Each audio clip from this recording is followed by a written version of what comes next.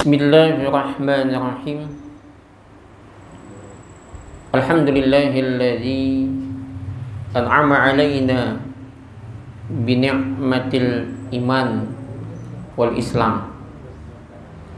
Asyhadu an la ilaha illallah wahdahu la syarikalah wa asyhadu anna Muhammadan 'abduhu wa rasuluh. Allahumma salli wa sallim ala nabiyyina Muhammadin wa ala alihi wa ashabihi ajma'in. Faqala an-nabi sallallahu alaihi wa alihi wa sallam an Aisyah radhiyallahu anha, la nikaha illa biwali wa syahidai adl. Rawahu Daraqutni wa hadha an-nafi yutawajjahu ila as-sihah. Hadis riwayat Ad-Daraqutni. Bapak saudara sekalian yang tentunya semoga senantiasa dirahmati oleh Allah Subhanahu wa taala. Pertama, kita pantas untuk selalu mengucapkan satu kalimat alhamdulillah, yang kalimat ini sebagai wujud, sebagai sebuah tanda bersyukurnya kita kepada Allah. Bukan hanya pada ketika hajat kita yang dikabulkan, bukan hanya pada ketika doa-doa kita yang tersampaikan, bukan hanya pada ketika cita-cita kita yang telah bisa kita capai, bahkan pada persoalan di mana kita tidak pernah meminta tetapi Allah mengasihi lawan kita. Ketika kita bisa bernafas, berhinak, oksigen yang kita hirup, kita nggak pernah minta tapi Allah ngasih. Bahkan ketika kita bangun setelah Allah genggam roh kita di pagi tadi, ya, subuh tadi, itu nikmat. Maka dianjurkan membaca alhamdulillahilladzi ahyana ba'dama amatana wa ilaihin nusur. Segala puji bagi Allah yang telah menghidupkan kami sesudah mematikan. Karena ketika kita tidur itu separuhnya mati. An-naum nisful maut. Tidur itu separuh daripada mati. Bangun kita itu nikmat. Maka kita pantas mengucapkan alhamdulillahilladzi ahyana ba'dama amatana wa ilaihin nusur, dan kepadanya kita akan kembali, nanti akan dibangkitkan oleh Allah Subhanahu wa taala. Kemudian dilanjutkan dengan melaksanakan sholat. Dan tidak ada nikmat yang lebih indah, lebih besar kecuali ketika kita menjalankan perintah Allah. Ini yang saya suka menggunakan mukaddimah tadi, alhamdulillahilladzi an'ama alaina bi ni'matil iman wal islam. Segala puji bagi Allah yang telah memberikan kepada kita nikmat iman dan Islam ini, yang dengan dorongan iman ini kita bisa sholat berjamaah, Bapak. Ya, kalau bukan karena dorongan iman, gak mungkin. Iman itu yang membuat kita mau melangkahkan batis, melangkahkan kaki kita, kemudian mengambil wudhu, sholat berjamaah. Iman yang telah Allah berikan kepada kita ini. Dan yang kedua, Islam. Hadhihi ni'amillahi azza wa jalla hadhil ummah. Inilah nikmat Allah azza wa jalla, Allah hadiahkan kepada umat ini, yaitu nikmat Islam. Maka kita kemudian bisa beribadah. Selesai kita sholat, kita dianjurkan membaca subhanallah dan alhamdulillah lagi. Subhanallah 33, alhamdulillah 33, Allahu Akbar 33. Ini luar biasa Bapak Ibu. Kalau kita coba rasakan kalimat-kalimat zikir ini pelan-pelan. Jangan hanya terhenti pada lisan. Zikir ini hendaknya meresap ke dalam jiwa kita, ke dalam kalbu kita, bahkan menyatu dengan nafas hidup kita. Ketika kita membaca Subhanallah, Maha Suci Allah, apa maknanya? Kita mensucikan Allah, Maha Suci Allah dari segala macam prasangka-prasangka kita. Karena kita ini begitu banyak sangka dengan Tuhan. Coba lihat sangka kita lawan Tuhan. Kadang menganggap Tuhan kada adil, kadang ketiga tersambat. Nah ini nggak boleh. Kita tidak boleh menyambat siapapun. Ini yang membuat rusaknya kita tuh bila merasa diri itu tertindas, terzalimi, lalu menyalahkan orang lain. Itu nggak boleh. Ini kasus yang lagi ramai ini Pak, penghinaan Kalimantan, ini lagi ramai. Jadi kadang ada nang tepanasi, ya kan? Ya wajar lah kita nggak bisa menyalahkan juga nang tepanasi. Tapi ada juga yang mencoba menenangkan. Ini yang terbaik, mencoba menenangkan.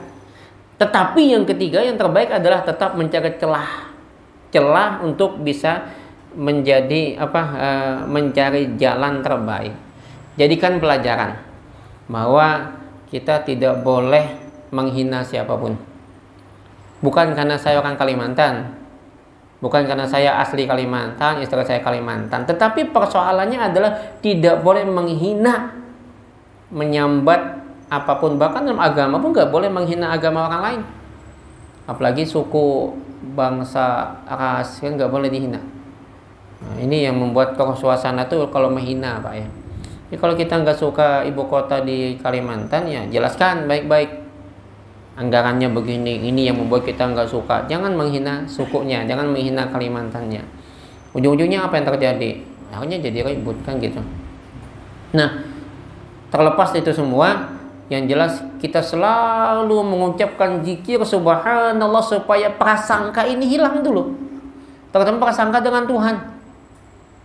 Dan nanti berimbas kepada prasangka dengan manusia. Ya. Karena pastilah kezaliman itu pasti melalui tangan manusia. Ya kan? Tapi menyalahkan Tuhan. Nah, kemudian setelah kita bersihkan Subhanallah, Maha Suci Allah dari segala macam buruk sangka kita. Lalu setelah bersih hati kita dari sangka-sangka tadi, kemudian kita memuji. Pujian yang tulus, ikhlas. Bukan karena ada maunya, bukan karena pengen ini, pengen itu, tidak, tapi tulus. Maka dia ucapkan Alhamdulillah. Sebagai wujud syukurnya, terima kasih kita kepada Allah yang telah banyak mengasih nikmat. Maka orang yang syukurnya tidak berhenti di lisan, karena asyukru lillah bi annahu zuhuri athar ni'matillahi ala lisani abdi sana'an wa i'tirafan. Salah satu di antara wujud syukur, wujud perasaan bersyukur, perasaan bahagia, perasaan senangnya seorang hamba itu nampak bekas-bekasnya itu di lisan. Apa? Pujian dan pengakuan. Di mana letaknya? Pada kalimat Alhamdulillah. Alhamdulillah. Allah memberikan aku nikmat, dikasihkan aku pekerjaan. Alhamdulillah. Alhamdulillah. Allah memberikan aku keluarga yang lengkap. Alhamdulillah aku bisi anak-anak yang lucu dan soleh serta solehah. Alhamdulillah masih ada orang tua yang membimbing aku. Terus kita perasaan bahagia, senang akan nikmat, maka ucapkan Alhamdulillah, Alhamdulillah, Alhamdulillah. Itu lisan. Jadi nampak kata para ulama, asyukru lillah, rasa syukur kepada Allah itu nampak di lisan hamba dengan pujian pengakuan. Tidak terhenti hanya lisan, Pak. Masuk wa ala qalbi, di dalam hati. Suhu, dan dia saksikan. Memang dia betul-betul menyaksikan betapa banyak nikmat Allah itu. Cuman kadang-kadang mata ini tertutup. Tertutup oleh apa? Oleh dunia. Tertutup oleh apa? Tertutup oleh pandangan-pandangan yang selalu melihat ke atas. Itu nyamannya di atas sana, nyamannya pejabat, nyamannya ini. Nah, ini yang mulai rusak, Pak. Ya. Ini yang kacau itu kalau kita melihat ke atas, melihat selalu orang yang di atas kita. Coba kalau kita lihat ke bawah, selalu kita ucap untung. Luka misalnya lah, tak hantuk batu luka, untung juga masih banyak nang baik. Kan orang baik kita kalau luka kita nih masih banyak nang baik, untung. Selalu kita ucapkan untung. Terserempet misalnya, alhamdulillah untung juga terserempet saja. Tumpang orang mati di mana semalam Balikpapan itu di mana? Rampak. Itu coba lihat. Pokoknya setiap kali kita merasakan apapun yang kita merasa kada nyaman, selalu ucapkan untung. Kada ada habis-habisnya Pak ya, menyambut orang ada habis-habisnya. Termasuk menyambut pemerintah, ada habis-habisnya. Ujung-ujungnya apa? Ujung-ujungnya terhina orang lain. Dan parahnya lagi kadang-kadang ada nang mengaku wakil Kalimantan bukan orang Kalimantan. Ya kan? Wakil Kalimantan bukan orang Kalimantan. Ya, saya kenal beliau, asli Sumeneb, ya kan? Mengaku orang wakil Kalimantan. Maka nggak tahu bagaimana makanya kita jangan memperkeruh suasana. Di saat seperti itu jangan ikut-ikutan padahal kita bukan orang Kalimantan. Yang ada apa? Ya kita tenangkanlah warga kita. Gitu aja, nggak usah kita ikut-ikutan menerima maafnya, mengatakan ini dulu con biasa. Itu malah menambah Pak. Menambah panas biasanya. Kalau ada orang seperti itu lagi panas nih, kita tambah panas. Maka yang terbaik, yang bijaksana adalah kita jelaskan dengan baik secara logika yang jelas, bukan secara keberpihakan. Menurut secara akademis apaan? Bukan akademis tuh ya. Nah, jadi Bapak Ibu yang dirahmati Allah Subhanahu wa taala, jadi perasaan untung juga. Alhamdulillah, aku masih kau beribadah. Alhamdulillah masih kau mengucapkan, masih kau menyampaikan pendapat. Coba kalau di negara lain Pak, di Saudi contoh, berbeda paham sedikit aja dengan kerajaan ditangkap. Kita masih untung.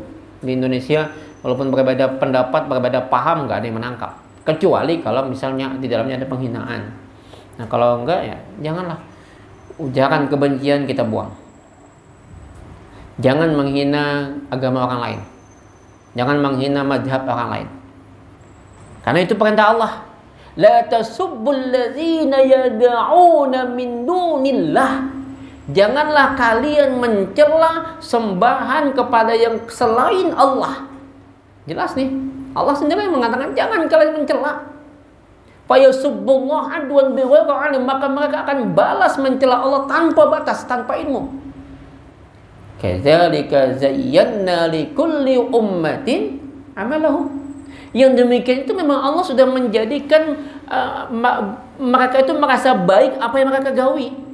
Maka nanti mereka akan kembali kepada Tuhan mereka, fayunabbi'uhum bima kanu ya'malu, maka Allah akan mengasih tahu apa yang mereka lakukan. Kok usah kita yang menghukum. Sepakat bahwa sesajen itu haram, sepakat kita.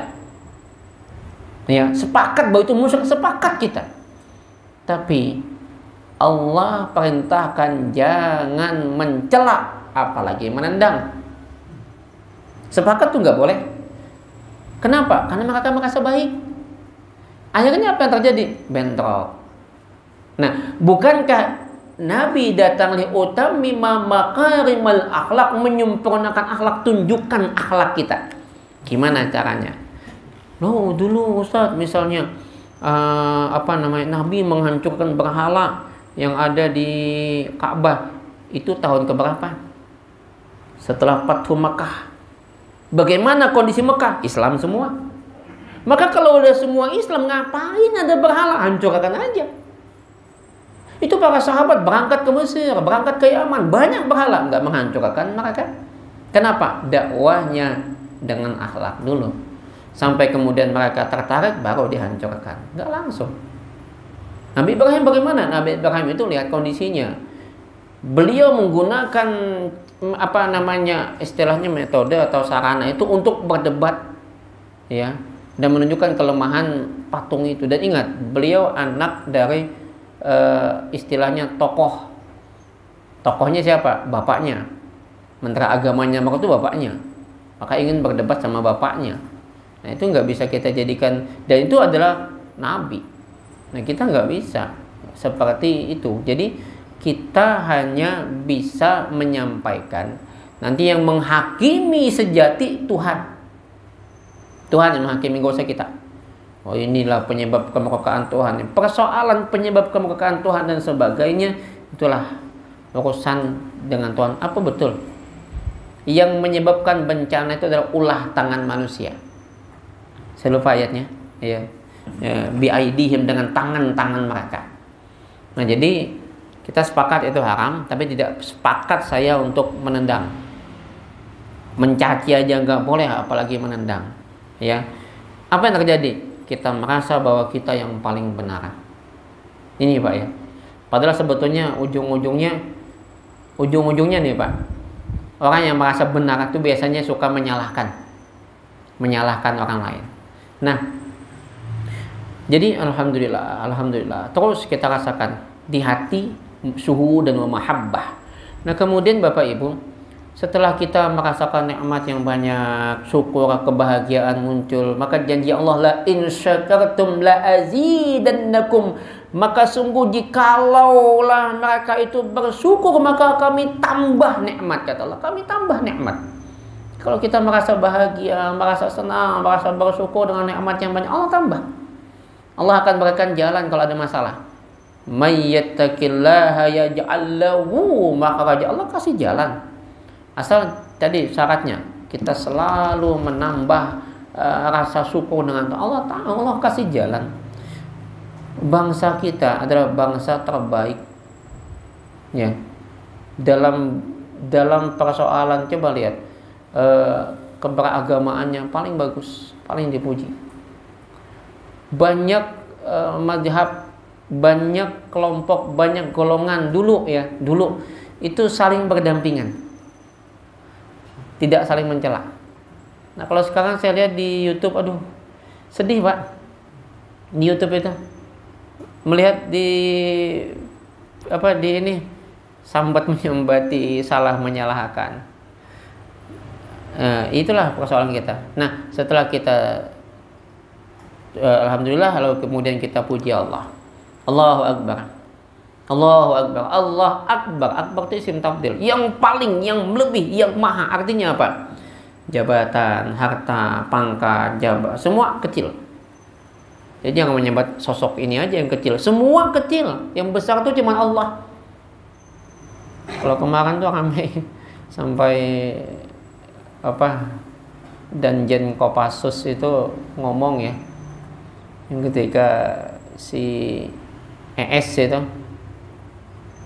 ya, kadang-kadang saya agak ini juga ngomongnya menghina sosok ya, pemimpin lah. Pemimpin itu jangan dihina. Pemimpin itu dinasehatin kalau memang salah, jangan dihina. Tidak layak kita menghina pemimpin, walaupun kita beda paham, beda pendapat, tapi nggak pas kita menghina siapapun, apalagi kalau pemimpin. Maka yang paling tepat, toh Nabi Musa, Nabi Harun saja diperintahkan Allah, idhaba ila Fir'aun, datangin kalian berdua kepada Fir'aun, fa innahu tagha, dia telah berbuat melampaui batas, dia telah melampaui batas. Tapi ujungnya apa? Ucapkan perkataan yang layyina, lembut, yang lembut. Karena kalau menghina itu nafsu nanti Pak ya. Saya khawatir kalau kita mencela, mencaci, memaki, mengumpat dalam agama, dalam mazhab, dalam paham, nanti khawatirnya di sana muncul nafsu. Ujung-ujungnya merasa kita yang paling benar. Ini yang saya khawatir. Nah kemudian Bapak Ibu yang dirahmati Allah, maka yang besar itu cuma Allah. Ditutup dengan kalimat yang tauhid. La ilaha illallah, tidak ada ilah, tidak ada Tuhan, tidak ada tempat bergantung, tidak ada sesuatu yang bisa mengabulkan hajat, tidak ada yang kita khawatirkan kehilangan kecuali hanya Allah. La syarikalah, tidak ada duanya, tidak ada sekutu baginya. Laul muluk, dialah yang pantas dipuji, baginya pujian. Walahul hamdu, baginya pemilik puji-pujian, baginya kerajaan, baginya pemilik puji-pujian. Wahwa yuhyi wa yumit, yang menghidupkan dan mematikan, dan seterusnya. Bapak Ibu yang rahmat Allah, itu diantaranya kita wajib, kita pantas untuk selalu mengucapkan pujian kepada Allah.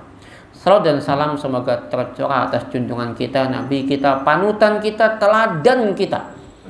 Beliau yang Allah memuji, wa innaka la'ala khuluqin azim, sungguh kau hai Muhammad berada pada akhlak yang paling tinggi, akhlak yang paling agung. Satu saat Nabi lagi istilahnya nyantap, lagi makan-makan daging unta dengan para sahabat. Tercium bau, Pak. Ada yang kentut. Cium bau. Wah, sahabat ini nih. Siapaan yang bekantut gini? Bilang bahasa Banjar nih, bilang kenapa syahadat, bukan bilang hapus baunya. Pokoknya kayaknya ketahuan siapa yang bekantut, siapa yang bau uduk. Siapa yang bau uduk bekantut berarti bau wudu berarti ini yang bekantut. Awas nyawa. Apa kata Nabi? Nabi paham. Apa? Siapa yang makan daging onta semua uduk. Nah, bahiyamnya sahabat kita tahu. Perkataan kita ada sama bau uduk. Akhlak Nabi.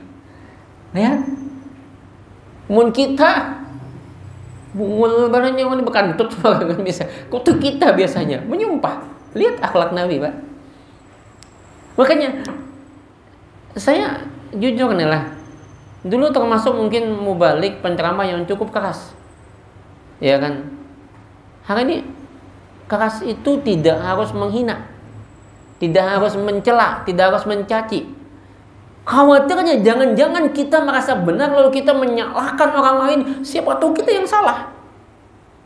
Ada orang Arab Baduy Bekami, Pak, di masjid. Sahabat marah. Apa yang bilang? Memaafkan. Ternyata apa? Besoknya Arab Baduy itu membawa banyak kawan-kawannya masuk Islam. Lihat betapa ternyata dengan akhlaknya Nabi membawa orang masuk kepada dia. Nah, kita jangan mencela lah orang lain. Oh, ini misionaris membawa supermi lalu menjual akidah. Ya orang kelaparan. Saya masih ingat siapa yang tokoh Joko Karyanto, masjid yang jadi masjid percontohan. Itu uang kas itu, uang masjid itu. Jadi betul-betul di panunya, datanginya setiap rumah. Ayo kita ke masjid yuk, nanti selesai masjid kita makanan soto. Ada yang perlu bantuan dibantu. Masjid itu penuh, Pak, ramai. Jadi kas itu dinolkan terus kan. Dia bilang, ya itulah sebetulnya manajemen masjid. Iya. Nah selama ini kan disimpan di bank. Sampai banyak kasus loh, Pak, yang saya temuin. Dipinjam ini, nanti hilang. Kalau saya orang KUA, saya banyak laporan kok. Saya kalau mau sebut, termasuk kemarin juga datang ke rumah saya, tokoh kita, orang kita, dia cerita, Ustaz gimana ini? Kok pimpinannya belum manggil? Ya susah, agak susah memang ulama masjid. Yang paling bagus tuh kayak Joko Karyat, dinolkannya.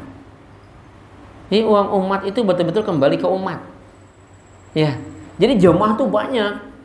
Nah ini yang gimana kita itu sekarang pemberdayaan umat itu tanpa harus mencela, mencaci, memaki, menghina. Dan itu sebetulnya dulu dicontohkan oleh Kiai Haji Ahmad Dahlan. Kiai Haji Ahmad Dahlan yang mencontohkan. Makanya kita nggak usah lah mempersoalkan masalah celana cingkrang atau enggak, janggut atau enggak. Kalau bagi saya gini, orang yang jenggotnya panjang kayak Nabi itu bagus. Itu lambang kewibawaan dan lambang kecerdasan hati, kebijaksanaan. Ulun tuh pai hendak benar berjanggut cuma kata-kata. Ini bila berjanggut panjang lihat tipen. Pernah kalau tuh bila berjanggut tuh kata-kata hamuk bini. Kepada kelahiran bini kan udah biarlah. Tapi itu lambang. Kadang-kadang gini, kalau ulun berjanggut seperti itu paling kadang menginspirasi lah untuk jangan terlalu meledak. Karena nampak kebijaksanaan. Coba dulu zaman kita lagi halus tuh nonton film silat, itu gurunya pasti janggut panjang. Nampak wibawa dan bijaksana. Tapi kalau janggut panjang ternyata justru hilang wibawa, hilang kebijaksanaan, meledak-ledak, menyumpah-numpah, sumpah serapah, menyambati, itu enggak pas potong aja jenggotnya kalau dia nggak ternyata sumpah serapah yang keluar. Kan gitu. Di Kiai Haji Ahmad Dahlan tuh gitu, Pak. Ya. Iya, khawatirnya kita merasa paling benar. Nah, maka yang terbaik itu adalah bagaimana kita mencontoh akhlak Nabi. Tadi orang bekantut Nabi aja. Bahkan saya ingat salah satu ulama sufi ya, Hatim Al-A'sam. Ini kalau kawan-kawan Salafi benci banget dengan sufi ini ya. Tapi kalau Muhammadiyah enggak. Bukti Buya Hamka tuh mengajarkan tasawuf modern. Itu hebat Buya Hamka. Jangan terlalu banyak aku, kata Buya Hamka. Karena mengatakan aku itu merebut hak Tuhan. Karena ana itu adalah nama Tuhan juga. Innani anallah. Nah, itu. Keakuan itu dibuang. Itu gaya tasawufnya Buya Hamka. Nah, jadi Hatim Al-A'sam ini saya suka kadang-kadang baca. Itu pernah di depan warung tuh lagi antri mau beli makanan. Di samping beliau banyak orang sana. Ada yang bekantut. Sama bekantut. Ketika itu dia malu nih, di depannya ada Hatim Al-A'sam, maka tiba-tiba Hatim tadi pura-pura tuli. Maka terkenal dengan sebutan Hatim Al-A'sam, Hatim si tuli.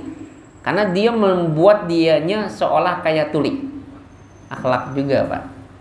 Ya, banyak lagi kalau kita bicara akhlak para ulama, akhlak para nabi, lebih-lebih lagi nabi kita Nabi Muhammad.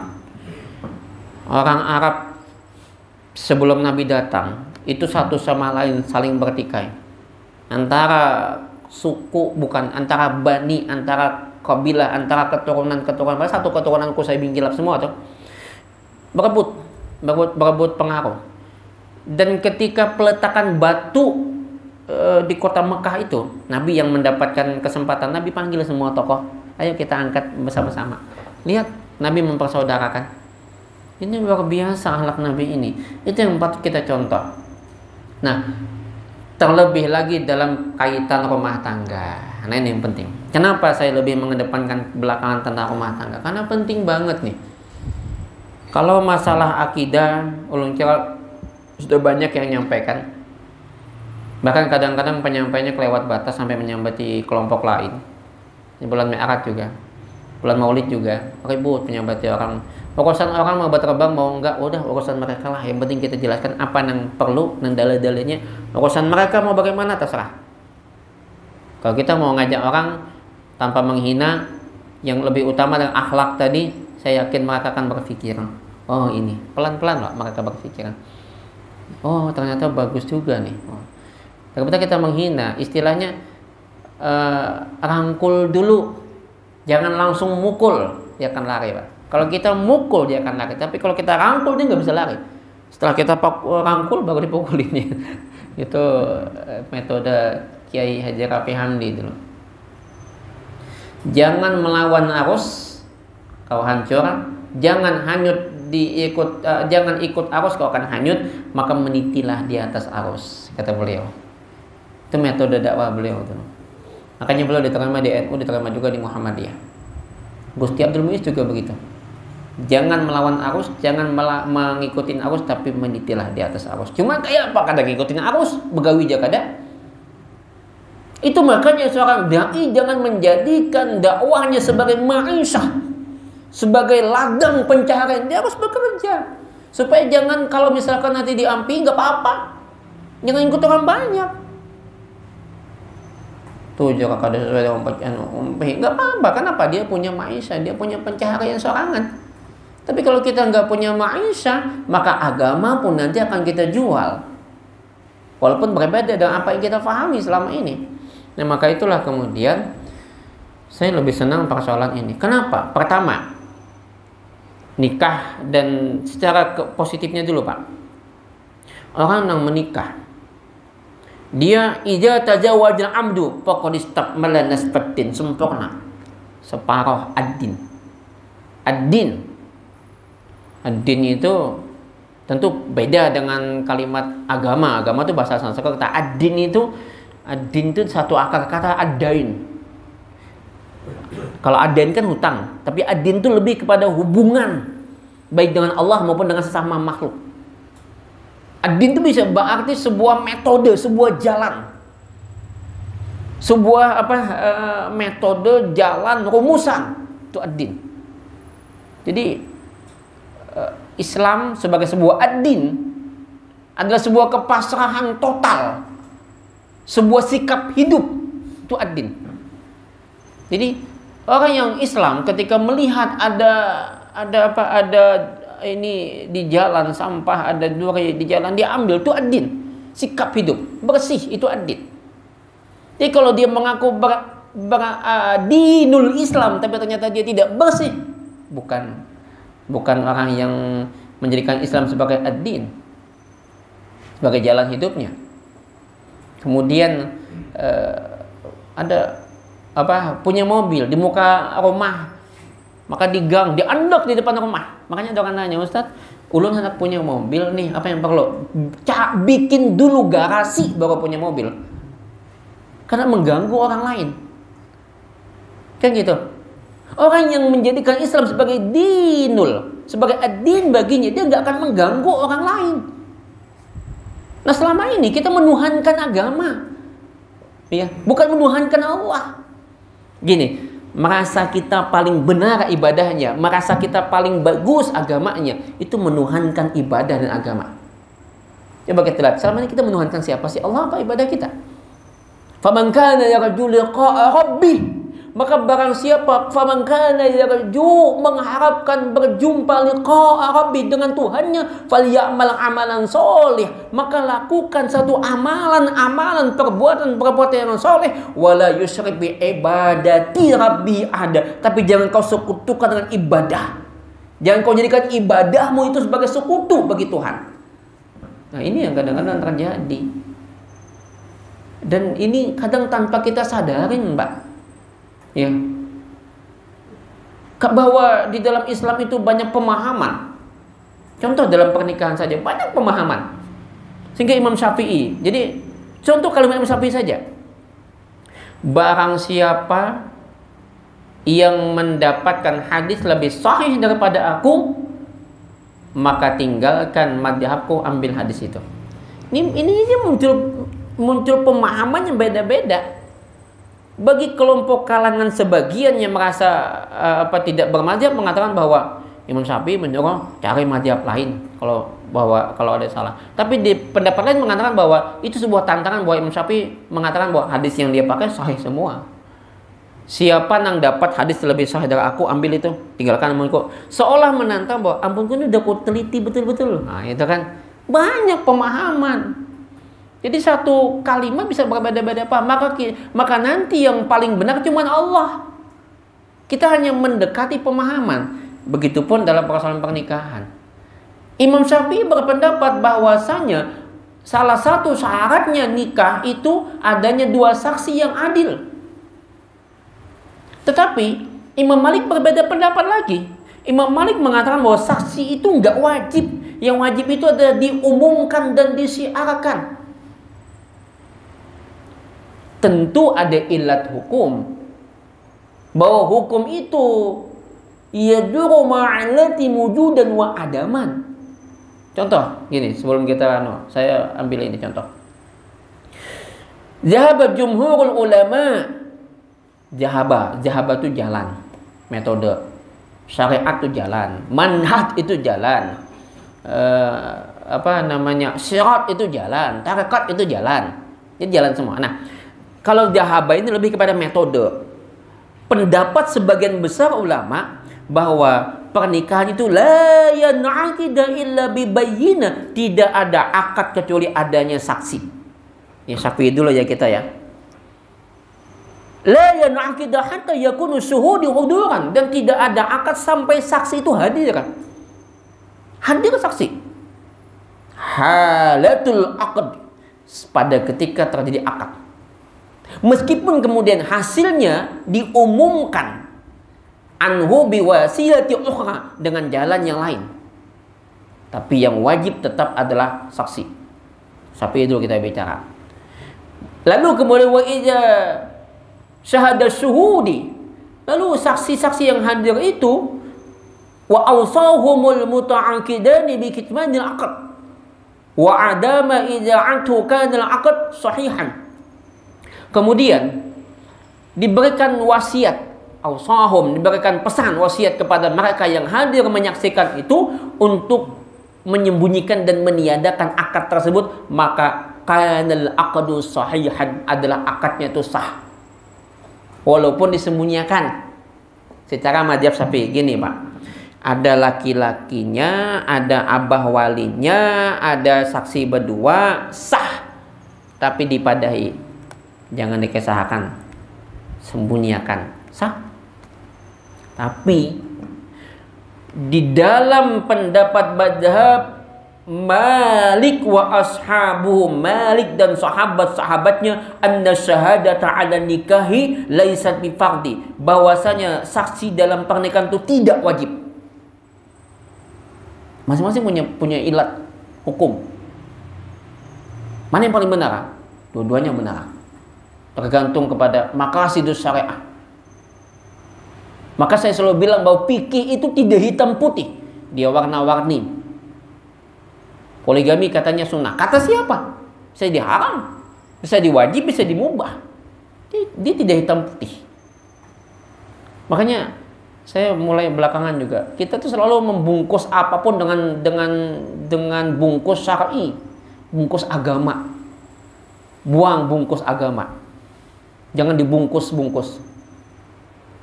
Bapak Ibu lihat di sini.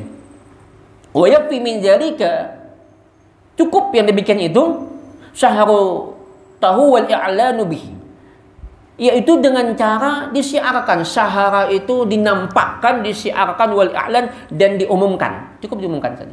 Apa hujahnya? Wahtaju limadhhabihim, hujah daripada mazhab ini adalah bi annal buyu', bahwasanya jual beli allati zakarallahu ta'ala fiha al-ishhadu 'indal 'aqd, bahwasanya jual beli yang disebutkan Allah Ta'ala dalam Al-Quran tentang saksi dalam akad.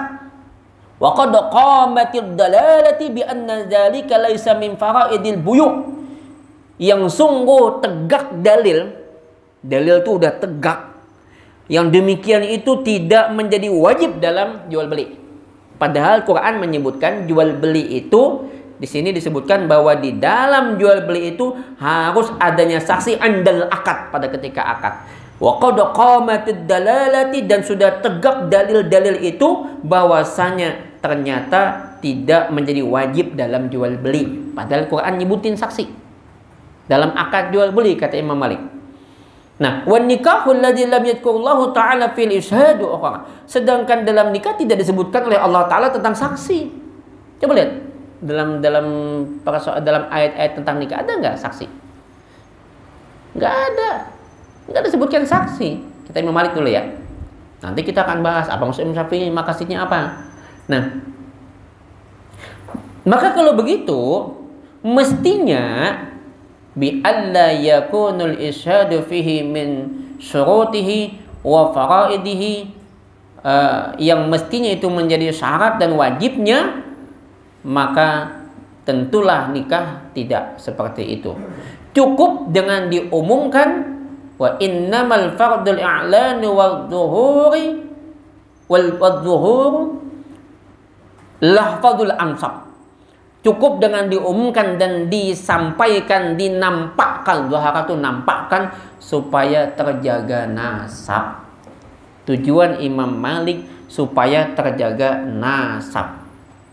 Jadi diumumkan yang utama, bukan saksi. Karena saksi bisa sembunyikan.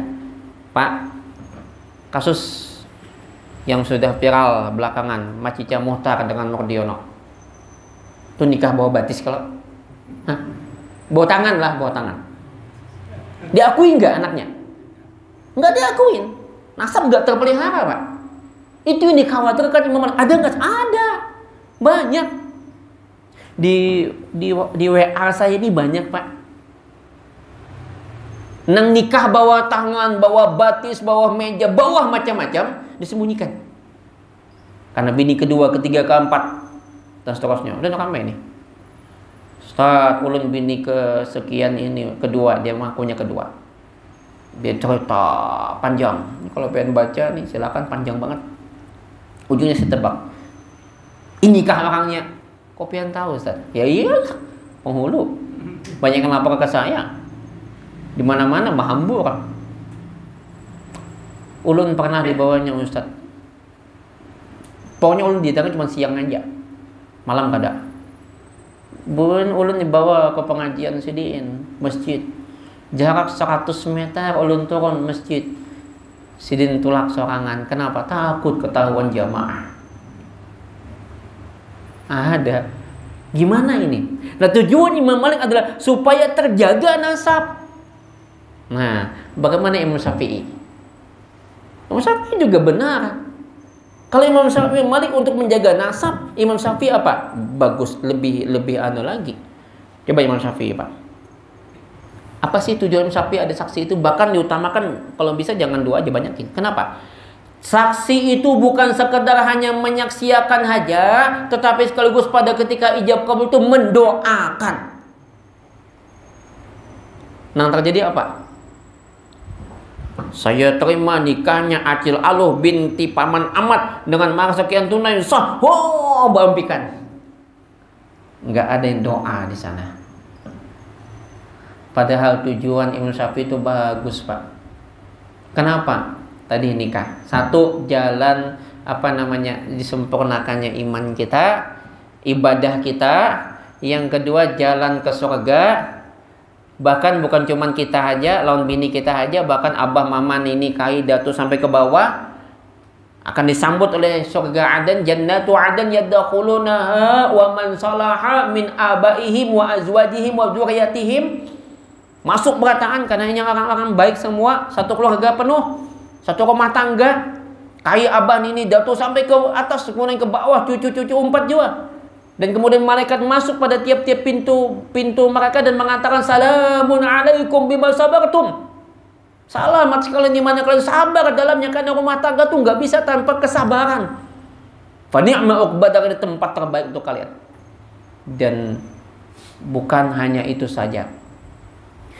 Jalan terutama bagi bebinian nih, kalau itu jalan ke surga paling nyaman dengan nikah. Ya. Kalau kita baca hadis ya.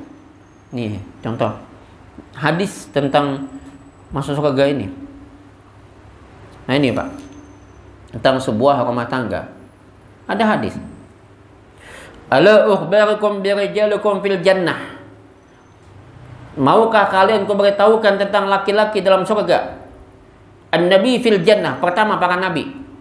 Wasiddiq fil jannah, para siddiq. Wasyahid fil jannah, para syahid. Orang yang mati syahid, tapi betul-betul dia mati syahid, bukan mati sakit. Kayak mati sakit, bom bunuh diri, ISIS. Ini berawal dari perasaan paling benar itu biasanya Pak. Ya, ISIS ya apalah macam-macam. Ini sesat ini.